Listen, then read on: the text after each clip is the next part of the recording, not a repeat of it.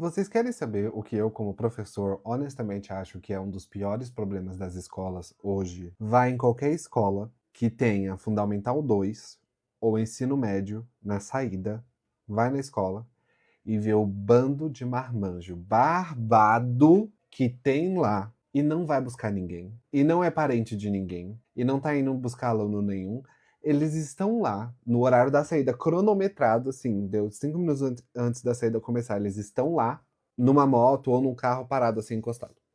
Cara, isso daqui, o que a gente vai ouvir, é a adaptação da Lolita na realidade brasileira, que é a figura social da novinha. A figura social da novinha é daquela possível parceira que lhe seduz por ser nova demais. Ou que, e aí a gente pode ir para um olhar mais prático, né? Na falta de habilidade social para dizer o não, porque a gente não aprende a dizer não desde criança, talvez seja um alvo mais fácil para alguém de 20 anos que vai na porta da escola. Esperança de impressionar alguma menina e puxar papo com elas.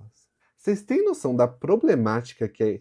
E eu não sei se é porque eu sou jovem, mas eu não consigo normalizar uma coisa dessas. Você vai falar isso com os outros professores que estão na escola, eles falam, chato, né, e tal, mas eles não têm mais aquele ranço que eu tenho, que eu fico, gente, como que essas pessoas não são presas? É um ranço magnífico que tem que ter pra isso realmente, porque assim, basicamente você tem alguns olhares pra isso. Um deles é do entendimento de que a maneira como o matrimônio deve ser concebido, e aqui eu tô falando matrimônio, mas a gente não precisa levar pra esse lado, pode ser a mera relação entre homem e mulher. Envolve um homem mais velho, dominante, e uma mulher mais nova, dominada. Um homem mais velho, ativo, uma mulher mais nova, passiva. Um homem mais velho, que seria aquele que tem um certo status um pouco melhor, pra conquista, né, eu quero dizer, e uma mulher passiva que tá esperando chegar esse príncipe no cavalo branco, que no contexto aqui é numa moto, muito provavelmente, ou numa bicicleta. Porque assim, se é um adolescente que acabou de sair do ensino médio, tipo, ele tem 18 anos ali, ele acabou de sair do ensino médio, ainda é a vida dele e tal, a gente até consegue passar o pano. O meu problema são adultos indo fazer isso.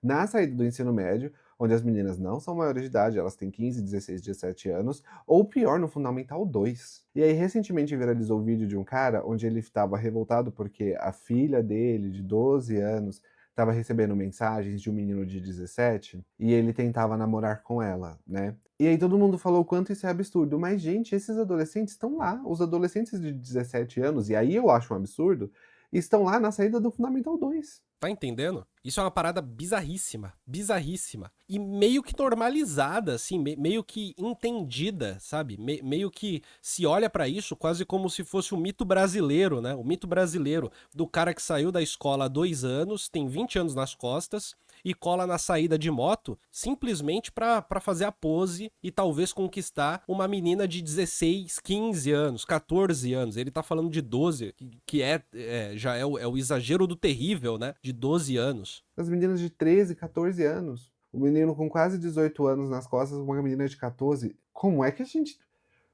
vocês não acham isso esquisito? É esquisito pra cacete. Esse daqui é o professor Gustavo Ponto Rodrigues, tá bom? E é esquisito pra cacete. É muito esquisito. Principalmente porque aqui a gente tem uma questão de que tanto meninos como meninas acabam sendo constituídos pra levar essa situação como se fosse uma situação normal, pra entendê-la como normal e de certa forma ela acaba sendo normalizada, pra entendê-la como uma situação que é como a coisa deve ser, como deve acontecer o flerte, a conquista, principalmente em espaços ou em idade em que não se tem muitos espaços para flerte, por exemplo. O Gil diz, quando eu era moleque nos anos 90 era assim também.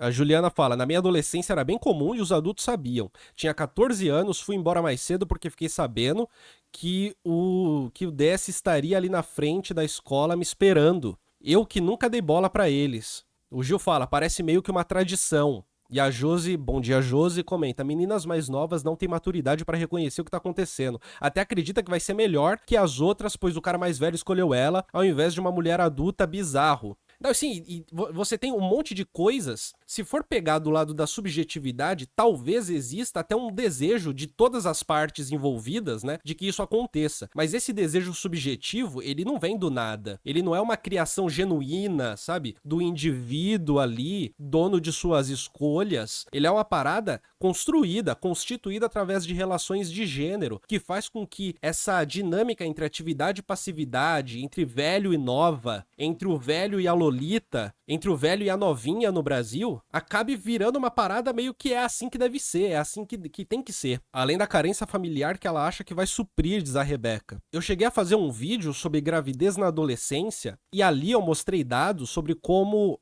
a maior parte de gravidez na adolescência acontece em famílias pobres, acontece com famílias que têm até um salário mínimo, enfim, famílias pobres. No recorte que eu peguei ali espacial, né, que era de uma cidade do Ceará, mas que eu acho que é bem representativo pra gente pensar o restante também, embora cientificamente não possa fazer uma afirmação sobre o Brasil como um todo. Mas eu também peguei nesse vídeo um trabalho pro estado de São Paulo que faz uma correlação entre DH e gravidez na adolescência e chega em resultado parecido. É uma pesquisa qualitativa e uma quantitativa chegando em resultados muito parecidos. E basicamente o entendimento que se tem ali é que quando você ou mora numa cidade que não tem muita oportunidade ou tem uma vida pobre que não tem muita perspectiva, ser mãe nessas pesquisas sobre gravidez, ser mãe é meio que um jeito de você ser alguém na vida. É um jeito de você ser alguém. É uma maneira de você ser gente. E que não dá pra explicar a gravidez na adolescência de pessoas pobres e ricas simplesmente dizendo: ah, rico faz aborto porque tudo bem. Rico tira porque pode, porque tem dinheiro pra pagar. Não é o suficiente dizer isso. E nem há dados concretos pra se dizer que isso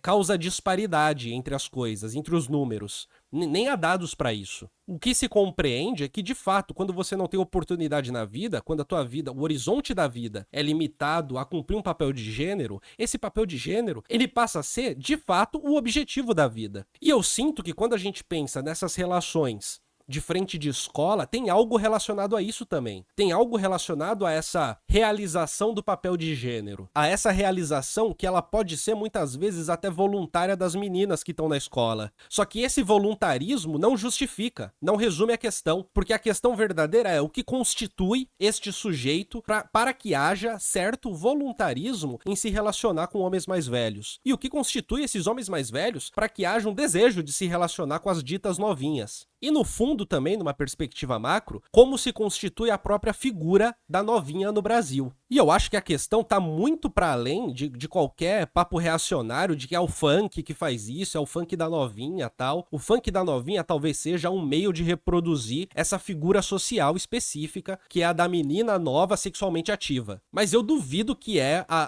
que é o meio fundador. Eu duvido que a música da periferia é quem funda a figura da novinha. Me parece ser uma parada um pouquinho mais complexa do que isso, tá? Hey, deixa eu parar esse vídeo rapidinho só pra você poder curtir e se inscrever no canal. Menos da metade das pessoas que assistem o Colunas Tortas são inscritas aqui no canal.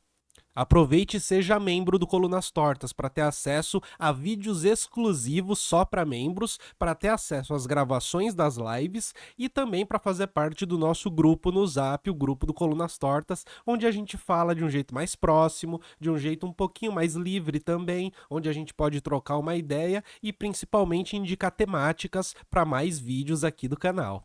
Seja membro e apoie principalmente a produção independente de ciências humanas. Tá falando de gente mais velha ainda, exato, Richard. O que ele tá falando aqui no vídeo é o cara que tem seus 20, 22 anos que vai lá na porta. Que é bizarríssimo, sim. A Barbarella comenta: tinha uma colega na adolescência que o pai dela tinha esse costume nojento de ficar com as amigas da filha dele. As meninas tinham por volta de 16 e ele tinha na faixa dos 35. O Gogol fala: a mídia ou a arte é sempre o meio de reprodução e não o meio de produção do discurso. Não, eu não acho que existe essa diferenciação. A gente pode lidar com essa diferenciação. Mas assim, quando a gente fala da emergência de um discurso, você tem um monte de coisa que vai estar relacionada. Você pode ter mídia, você pode ter a cultura, você pode ter a política, fatores econômicos e por aí vai, né? Literatura pode estar inserida nisso, artes plásticas pode estar inserida nisso, a novela pode estar inserida nisso e por aí vai, né?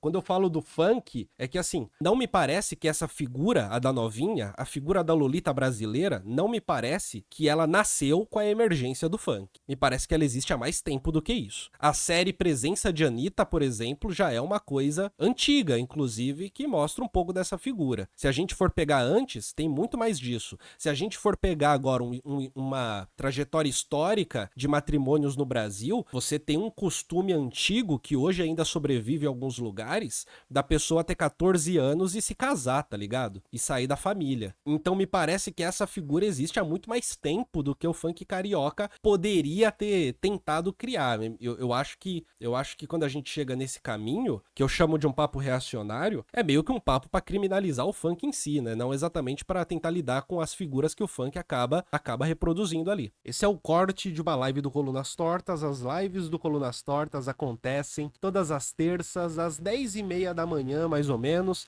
Vem participar com a gente, tá? E não se esqueça de inscrever no canal e de deixar seu like, além de se tornar membro, para apoiar esse projeto independente e ter acesso a vídeos exclusivos para membros. Um grande abraço!